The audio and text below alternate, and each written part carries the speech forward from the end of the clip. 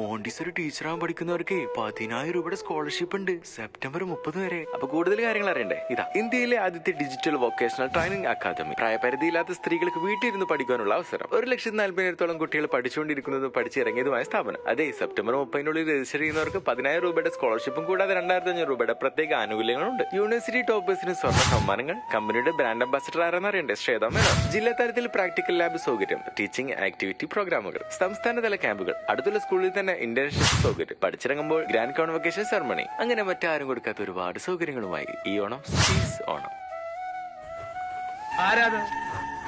ആരാണ് ചോദിച്ചത്?